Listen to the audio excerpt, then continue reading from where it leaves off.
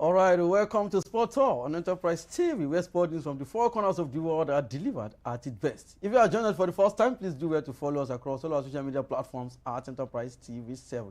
My name is John Alnassr.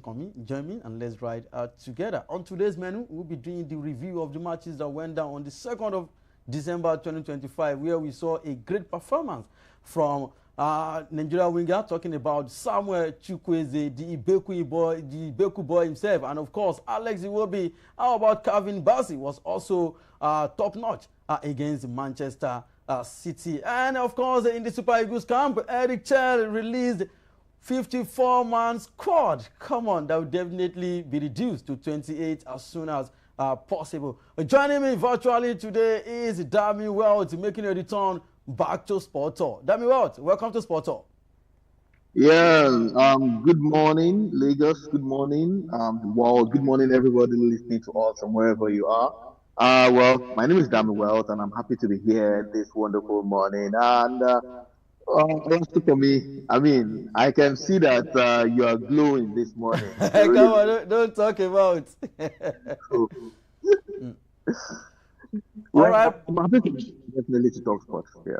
All right, you know how we do it. Always start with local football. We're starting with the Super Eagles of Nigeria. Super Eagles head coach Eric Chelle has unveiled a 54-man provisional squad for the 35th African Cup of Nations finals in Morocco. Captain William Trozakon came out some weeks ago and he said he will not be part of the squad, but fortunately, he made the 54-man provisional list. How about Victor James Osimhen? These are regulars. Wilfred Ndidi, Stanley Nwabali among the headline names released across all Nigeria Football Federation platforms on Tuesday, 2nd December 2025. Dami Wells, before now, some days ago, like 2-3 days ago, we heard that the head coach talking about Eric Chelle already released his 28-man squad. So why are they giving us 54? After they've released 28-man list? I'm kind of confused, you know. I don't even know what to say.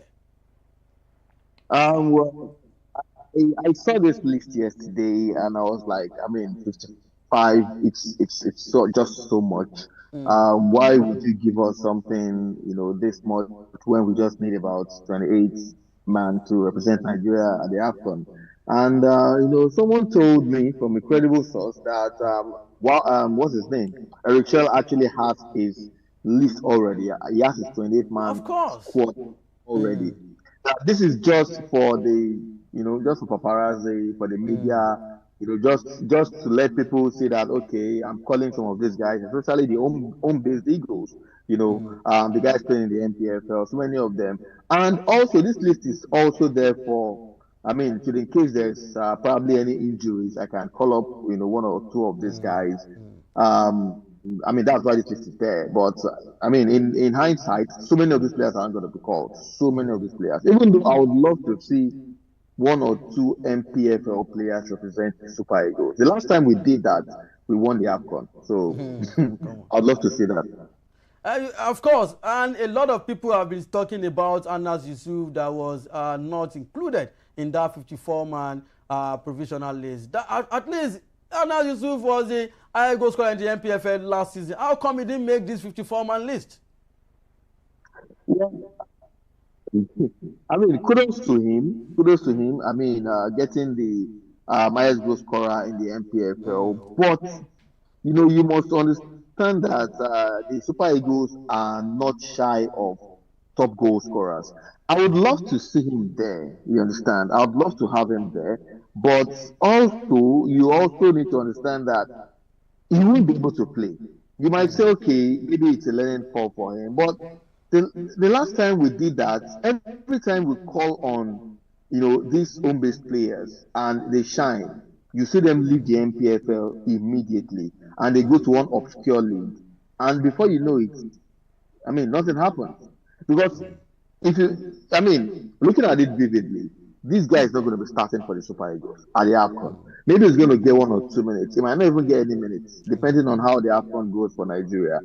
And at the end of the day, after the AFCON, you see him leaving to maybe one club in Slovenia or, for example, Sunday Mba. Where did Sunday Mba go? Sunday Mba went to, I think he went to Bordeaux then. he went to a team that was almost getting relegated in France. And at the end of the day, he found himself playing in League Two in France. I think he even played for the League Three, the Division Three in France. So and this was one of our best players, if not our best player at the Afcon in 2013, the one that Nigeria won. So I mean, if I'm a coach, probably Eric Chelle is telling himself, I mean, what's the use, in calling this NPFL player that might not, at the end of the day, bring any return to the Super Eagles or not even do anything. All right. Of course, you've seen the list, 54-man provisional list. Who do you think should make the final 28 among the newbies? Well, I mean, we know me and you, Alnassr, even though there are some names, even though there are some names that I wouldn't probably love to see, on that list, I'm tired of seeing some names. I'm not gonna lie to you. Moses Simon is one of those names that Alex Iwobi. He brings. No, I mean, we saw Alex Iwobi yesterday. You saw him against Manchester City, right?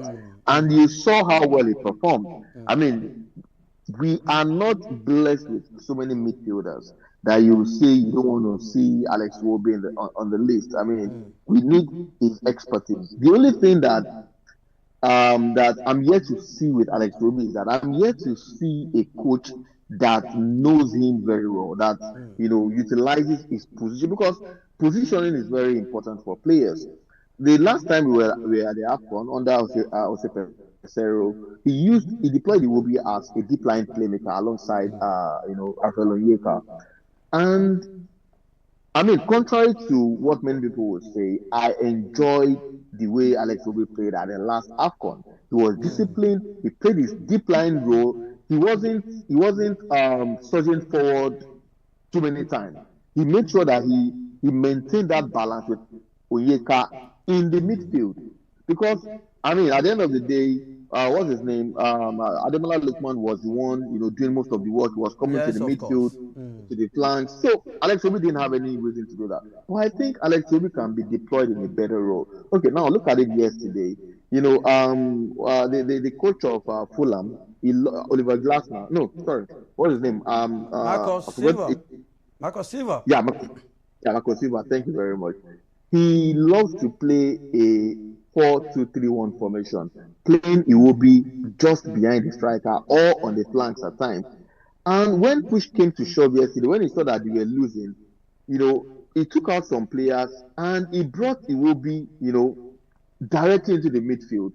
And Iwobi was dictating things from that midfield. I mean, the African terrain is quite different from the European terrain, of course.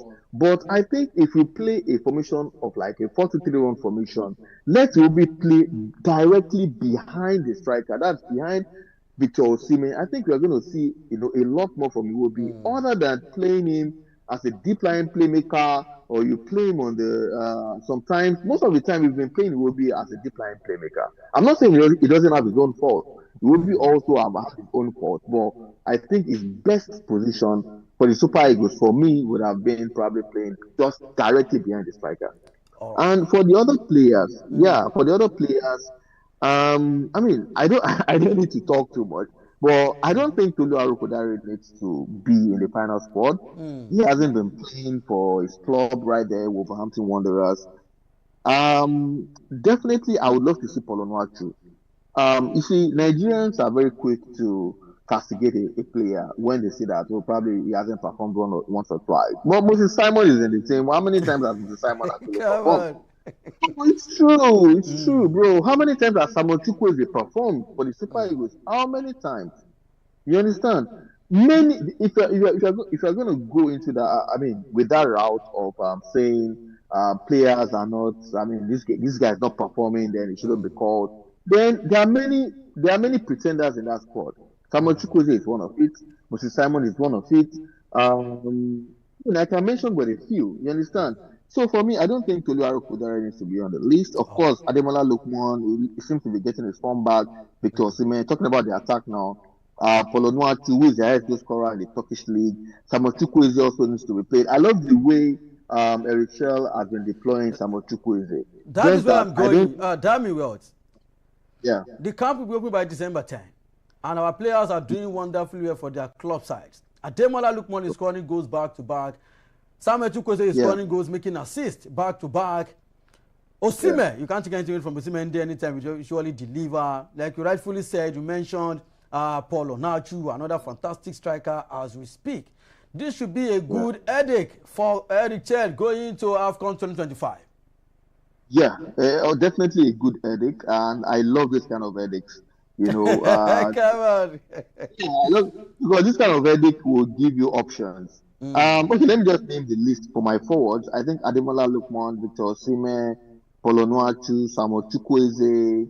That's for Akko Adams. I mean, Akko Adams can be our own brown ID. I mean, his partnership back then with you remember, you know, when he was playing with Iman, in 2013. You know, so Akko Adams I don't think he can be a lone striker, but he can always, you know, partner support, with yes, of course. And I also like to see Nathan Tella. Nathan Tella hasn't really had a good time with the Super Eagles. He hasn't had much time with the Super Eagles. But I would like to have him because he's a very good utility player. He can play on the wings. He can play as a striker. He can play as a right wing back. You know, and he can play in the midfield. So he's this kind of player that you can deploy in anywhere. So I'd love to see Nathan Tella there, and maybe one more player. I don't want to see the likes of Terry Murphy again. I mean, I don't know. The guy is not just performing well. The Super Eagles, even for Nice, I mean, what happened the last time? He just got beaten some few days ago by fans. That was horrible. Try and pity him now, damn well. Very, very well. But in the midfield, maybe one or two. I mean, maybe you add one NPFL player there. You know, I think that will make the list. In the midfield, with Ndidi, Franco Onyeka, Olasukome, why are they always inviting Alnassr Yusuf? He did well at the last Nations Cup. The first 2 games, he was on fire for the Super Eagles. And I think that's the reason why. And he almost cost us against South Africa. I mean, he cost a penalty against South Africa because we could have won that. Anybody can cost a penalty, damn well. Okay. It is bound to happen. How good is Alnassr Yusuf? He gets called up every time. For me, I think Alnassr Yusuf is one of those players that he gave a bye Saleh. I don't know if you saw that. And is pushing it. Seriously. And also, I've heard a lot about Ebenezer Akinson. I've not really seen much of him. I think the young man should be given a chance. Yeah, I think he should be given a chance in that midfield. Of course, Alex Iwobi, Fisayo Dele Bashiru. I mean, if he is fit, he should make the final cut. That is if he is fit. And another player is Christantus Uche. You know, I've seen clips of him even when he was in Getafe that was in the Laliga. He's a very good player, but you know, breaking into that Crystal Palace midfield is not easy. You know, where you have Adam Wharton, you know, which has been. I mean, Adam Wharton is the one benching Christantus Uche, and I don't see him, overcoming that unless Crystal Palace sells Adam Wharton. But Christantus Uche is a very good player, and I wouldn't mind to have him in the team just to add a little bit of, edge, in that midfield. And for the defenders, of course, sadly we won't have Benjamin Fredericks. I mean, that's a very sad one. So sad. But but Zaidu Sanusi seems to be getting back on his groove. William Troost-Ekong is the captain, so definitely he's going to be there. Calvin Bassey definitely. Olaino, I'm not sure how fit Olaino is. He hasn't really played this season. He hasn't played at all this season. So I don't think he's going to be fit enough. Felix Agu, definitely. Femi Ajayi, always stable with the Super Eagles. Bruno Yemechi. I mean, just same of same. I would have loved Benjamin Fredericks, but unfortunately the injury took him out. Yeah, and for the goalkeepers, I think in the friendlies leading to the Afcon, we should try Maduka Okoye. Let's see if his confidence, will, probably would have boosted for the Super Eagles. I mean, I don't have any issue against Stanley Wabali. It's quite good. But the problem with him is that I think he needs pressure. He needs to be, told that you're not just the only person that can be called as the number one. There's also someone that, that is there that can push you away from that number one position, which is Maduka Okoye. So I think Maduka Okoye should be given, an opportunity. And then Ebenezer Harcourt as well from Sporting Lagos. I want to see him there. No, I don't want to. You should just go back to the under 23. He has done Why? well with the Why? under 20. Why don't you want to He see cost him us a there? lot at the under 20, at the under 20, at the Yeah. Wafu. Come on, But it should be a learning he curve. still need to learn. He still need to learn. Let him just be part of the under 23 team, the trim team. It's okay. But making it to the Afcon, for me, it's a no. Yeah. But you need to groom these players, these goalkeepers. You need to give him that chance with the big boys. At the end of the day, I don't think he's going to kick a ball, but being with them in the dressing room, being with them on the, on the stands and everything, I think it's going to give him exposure and experience. Yeah, like you said, it cost us at the under 20. I mean, I think the praises got to him because in the first two games, he was very good. But later on, I think the praises got to him. He started feeling like, he's there. So he's a good player. He has the because Alnassr during the under 20, I listened to the commentators saying that Ebenezer Harcourt was being scouted by top clubs. I'm talking about clubs like Manchester United, like Manchester City, like even top clubs in Spain and in the Serie A were scouting him. So that means he has something good in him. I wouldn't mind having it. All right, let's see how it goes. But my own is you should just go to the under 23. Of course, it's time will definitely come. It's time will definitely come. All right, away from the camp of the Super Eagles of Nigeria, let's move straight to foreign football. Manchester City have closed the gap between them and Arsenal to 2 points after a thrilling 5-4 win at Fulham on Tuesday night, 2nd December 2025. Which is not just all about closing the gap. It is all about the man that just reached his own milestones, talking about Erling Haaland, the quickest player to have done that in the English Premier League. What more can we say about the Viking himself, the beast that is his name? What are your thoughts on Erling Haaland? Erling Haaland is a generational talent. Erling Haaland is who he says he is. Erling Haaland is a maestro when it comes to scoring goals. Erling Haaland is a different breed. If you're going to mention players in the mode of Erling Haaland, you talk about Zlatan Ibrahimovic. Talking about the physique, the guile, the charisma and everything. Maybe not as much as Ibrahimovic, of course, when it comes to charisma, but he has it. Erling Haaland is 1,000 and more. I so much admire Erling Haaland.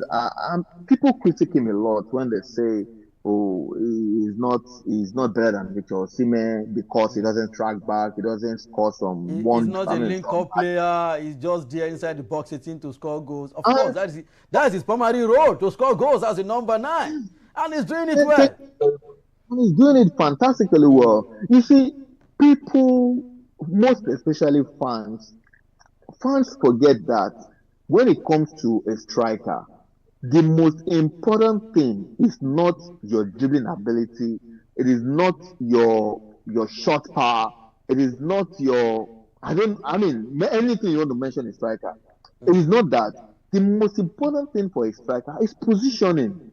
You see, your positioning is if you have a very good positioning as a striker, then you are 80% there already as a world class. The only thing that you need more is just your aggression when it comes to scoring goals and your goal sense.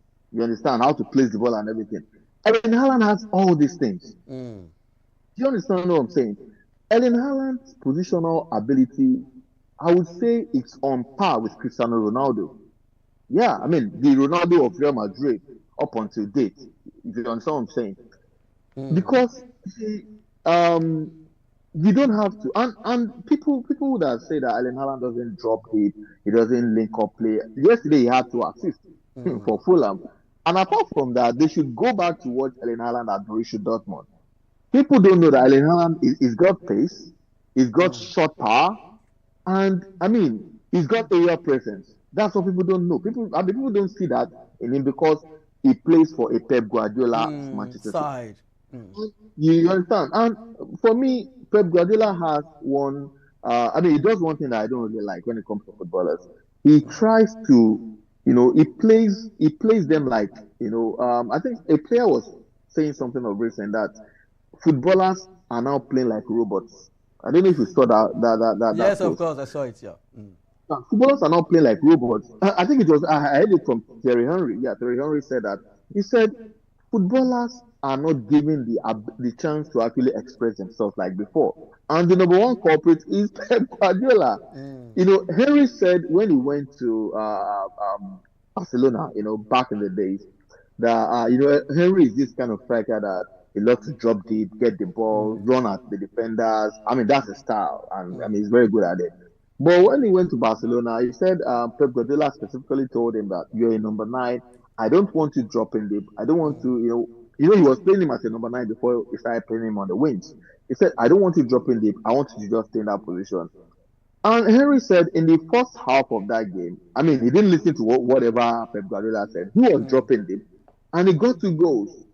Then in the second half, Pep Guardiola took him off. And he told him, I mean, but I got 2 goals, coach. Why are you taking me off? He said, I don't want you leaving that number 9 position. You need to, and if you look at it, maybe apart from Lionel Messi, that played as a false 9 for Guardiola back in Barcelona days then, apart from Lionel Messi, go and watch. And maybe David Villa, because David Villa was also a striker that was roaming around. Most of his strikers are strikers that they are like devourers in the box. Maybe he started at Bayern Munich. Look at Lewandowski, for example. Even at Manchester City, Pep Guardiola wasn't playing Sergio Aguero that much. So, I mean, sorry to deviate. Coming back to Erling Haaland, for me, Erling Haaland is one of the greatest strikers in the world, currently. And for him to break that, that record of 100 goals in 111 games in the Premier League, the toughest league in the world, it's very, very crazy. It's very, very crazy, and kudos to him. All right, other results. Newcastle played. Okay, go ahead. No, I said, I mean, people that compare him to Victor Osimhen should just calm down. I love it. I love Victor Osimhen to bits. And that was why at the summer, when Osimhen was linked to Manchester United, I was very, very interested in him coming. But unfortunately, he didn't come. I would have loved to see Victor Osimhen playing in the Premier League. All right, let's see how it goes. Next season, it might definitely happen. We'll be seeing Haaland versus Victor James Osimhen in the English Premier League. All right, other result, Newcastle played a 2-2 draw against Tottenham Hotspur. Bournemouth lost at home to Everton at 0-1. And of course, tonight we'll be seeing 3rd December 2025. We'll be seeing Arsenal versus Brentford, and of course, Chelsea versus Leeds United. Away from the English Premier League, let's move straight to Spain. Barcelona have opened a 4-point lead at the top of the La Liga table following a 3-1 victory over ATLETICO Madrid, 8 a.m. on Tuesday night, 2nd December 2025. Even Barcelona, Barcelona are not in their best of form, and yet they are still on top of the La Liga table. What's wrong with Real Madrid? They were playing today against Bilbao. Do you see them winning against Bilbao? Someone said that the only thing that the only beautiful thing that Alonso has been able to create at Real Madrid is a civil war. That because Real Madrid, see, forgive me, I'm beginning to. I said it that I told a Madrid fan this morning that if Real Madrid at the end of the day doesn't win this La Liga, then they are useless folks. They are useless. Sorry to use that word, but seriously, Real Madrid have the utmost opportunity to win this league. Looking at, number one, the players that they have, looking at how bad Barcelona have been this season. I mean, let's not forget the fact that Barcelona have been quite poor this season. Yes, of course. They lost their Clasico, but they've dropped points against teams that you expect them to actually wipe away. Sevilla is one of those teams. And don't look at see the result yesterday is a farce. It's a fallacy for me because go and check the head-to-head between Barcelona and Atletico Madrid. Atletico Madrid, Atletico Madrid might play everybody in the world and defeat them. But When whenever it they comes to face Barcelona, Barcelona, mm, they will lose. You know, when I didn't see the game yesterday, I was more focused on the Man City Fulham game. mm. But when Atletico Madrid took the lead in the first half, I was like, maybe tonight is the night. Then all of a sudden, I just saw the update 1-1 first half. I was like, I mean, this game is already lost for Atletico Madrid. I mean, I knew Barcelona was already going to win it. So, and Barcelona did it a very good run for them. I mean, they have their full squad back. You know, Rafinha is Rafa is back. back. And they have a Rashford who can deputize and Okay. he can also play on any part of Oh, that oh, forward oh. line. So, I mean, it's a very good The, one. the, For the Madrid, same Rashford, that mean what? The same Rashford that was loaned from yeah, United to Barcelona. Oh, okay. he's Okay. been doing well this season. I mean, me and you will agree that Rashford is a very good talent. I mean, Okay. he has what it takes to become a world-class player. He has it in him, you know. So maybe the terrain at Manchester United didn't, make it come true. He also has his own issues with him, his own personal issues. But it's very see people don't understand that United club is the club in the world, like the number one club in the world that has the most pressure. United have a whole lot of pressure, especially from the league itself. You know, the media presence. I don't know if you even Sky Sports. They said it that whenever they are covering the league, the English Premier League, they focus 50% of at least of their media coverage is on Manchester United. So as a black player at United, as an English player, as a player that everything is expected of you. I mean, Rashford is that talent that the way he busted into the scene, you would have thought that he would probably be competing to win the Ballon d'Or right now. So the pressure was on him and he couldn't handle it. At the end of the day, he balled. So I would say I'll cut him some slack in that. So I mean, Rashford is a very good talent. He's a Okay. very good talent. All right. Yeah. Okay. All right. Let's see how it goes tonight, 3rd December 2025, where Atletico Bilbao will host Real Madrid. They are trailing Barcelona by 4 points. Away from Spanish La Liga, let's move straight to Eurosport. In the world of boxing, unified heavyweight world champion Alexander USYK has set his sights on former WBC champion, talking about Deontay Wilder, naming the American puncher as his preferred opponent for his next bout. I would say when it comes to boxing, I would say talking about Wilder, I think he has lost it. I mean, the last time I saw, what is his name, Wilder, it's looking like psychologically the young man is not, the big man himself, he's 40, is not okay. I don't know if you saw his last fight, talking about Wilder and talking about the award best, the Ballon d'Or winner, Alexander Usyk.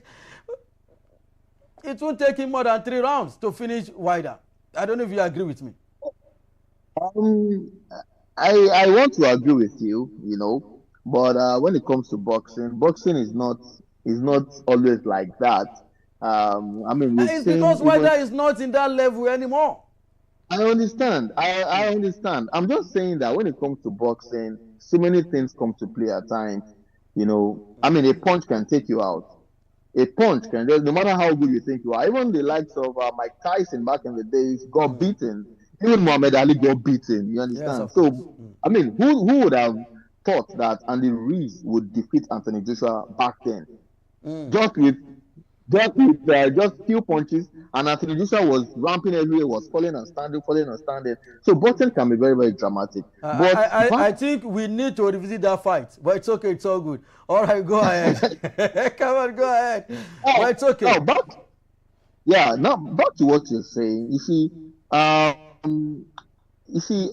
the bronze bomber, that's Deontay Wilder. He has had 43 knockouts in his career. 43 knockouts. This is it's not a mean feat at all. He is a fighter that he lost his teeth, fighting against someone that you would have thought that he would be defeating. You understand? I think he lost against, was it Daniel Dubois? Dubois? And since then, he hasn't really been himself. But that doesn't mean you take away, the steez from him. You see, the reason why Alexander Usyk I like the way Alexander Usyk fights. I think is a generational boxer. Like, he's one of the best ever in the world, even those that he has defeated. But I would love to see the Deontay Wilder, defeat him. Like, I want to see that shocker because right now, Alexander, do you know what Alexander Usyk is trying to do?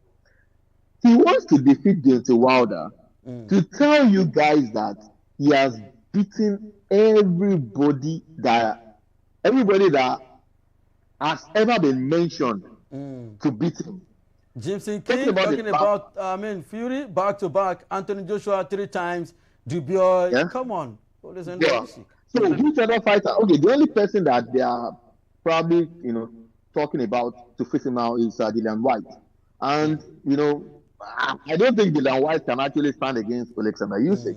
You understand? Dillian White doesn't have that star power to fight against Alexander Usyk. So he's looking at it that, who else can I fight? He has defeated Anthony Joshua. In fact, Anthony Joshua right now wants to fight with a YouTuber. He has destroyed Anthony Joshua.